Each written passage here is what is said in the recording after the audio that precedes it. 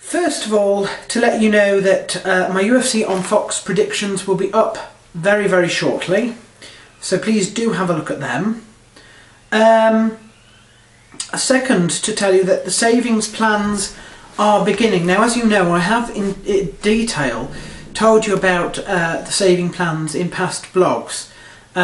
This month we will be starting them up, but only the emergency building fund, which is going to have £50 in it per month until it reaches the figure of £500 where it will stay. This is for in case of disasters, like, you know, things that we need to claim on the insurance for but pay the first, I don't know, £200 or £300 for. So we will be doing that shortly, and we haven't decided which bank we're going to go with yet, but there we are. So that will be a start. The rest of them will all follow, hopefully in June, if this looks okay in terms of the budget. Because of the week I've had, budget has not been doing so well, and I really do have to start work, so to speak, on that. If you didn't know, Wyman, my Lutino Budgie, died last weekend, and he has been replaced by Boomer, who is another Lutino Budgie, who's actually female, named after a friend of mine who's male, but also because of just the amount of noise that this budgie makes. I've never known such a noisy budgie. You're very lucky that he's not in a cage in here, because like the budgies used to be, because it would be impossible to film with him, literally impossible. And the other budgie is this one up here. Whoops, who's not so happy sort of now, is he? This is Franklin the Budgie, who barely makes a noise, and is really quite placid indeed. He's also, whoops, he's also part, I'm sticking his bottom in my face, which isn't very nice, but he's also part tame. Some of these little things are raised, sort of to be fed, hand-reared, and they end up being quite a lot more tamer. And this is the first sort of semi-tame budgie I've had, so he will let me sort of pick him up and, you know, basically throw him around without sort of squawking all over the place. I mean, Jens, you remember the blog I tried to do with Jens when he was just continually flying away. Well, we shouldn't have this problem with this particular budgie, although I'd like to know what he's sort of doing back there. But anyway, so there we are. British gas update. We are, I believe, past the 8-week mark now, and I'm about to take this to a whole new level for two reasons. First, I am really frustrated with this. It's been going on for far too long, and I now have the right to complain, and I'm planning on complaining, and I have actually told you in past blogs how I plan to do that. They do include writing, if needs be, to the British government, to the press, if this doesn't get sorted out. The real frustration this week on this front, apart from getting yet another bill, which I've just completely ignored now, is that my parents are now involved, and they're involved on two levels. The first level is when this first started, every time I wanted to speak to British Gas, I think he's fallen asleep on there or something like that, I don't know. But anyway, every time I wanted to speak to British Gas, I had to get bus fare to go to my parents to phone, because I'd just moved in here to Jennyfields, and I didn't have a phone line. This also means, of course, that the money spent on those calls to British Gas have all been on my parents' bill, and they have mounted up.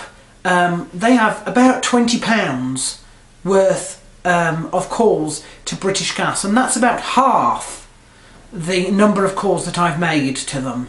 And that is just not good enough. I'm not having other people pay for my problems, which came up in another way, and that was the bill that was forwarded to my parents from Granville.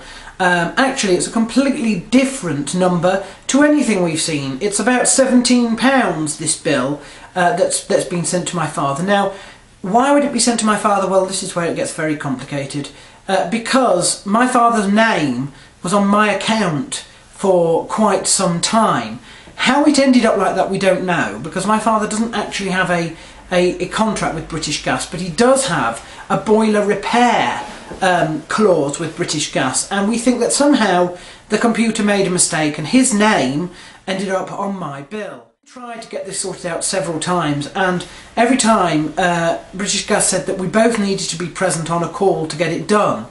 So eventually we got that done, and that account closed, and they opened for the last month or so at Granville the account with my name on it. So my father wasn't very impressed when a bill with his name turned up at that old flat and was then forwarded to him.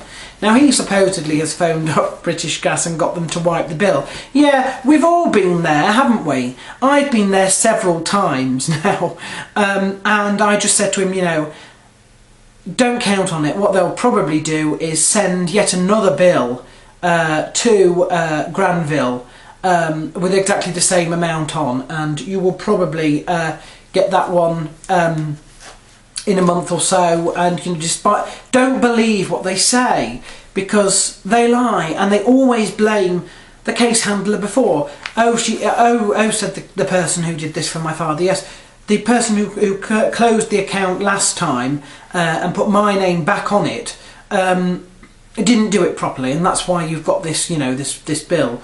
Absolute bollocks. They all blame the person before. It wasn't handed to the right department. It wasn't raised as the right job.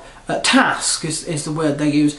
It's always the person before's fault, and all they do is change it a little bit and add something else to the records. You know, so and so phoned up today, and this is what we tried to do. So now I am frustrated, and now I'm getting stressed about this, because this is involving my parents, it's involving money that isn't mine, and it's bad enough that I have to face this constant threat. But when they start sending letters to my parents telling them that, you know, telling them they're going to be taken to court as well, it's not good enough. Absolutely not good enough. Now, I have had an absolutely catastrophic week this week.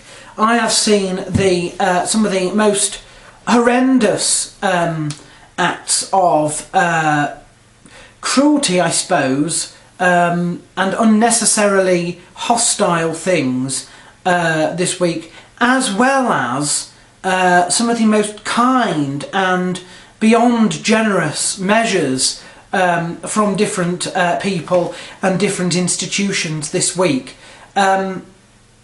It's been a week of polarisation. We've had things that have happened that have either been incredibly, incredibly good or incredibly, incredibly bad, and they are too many to number.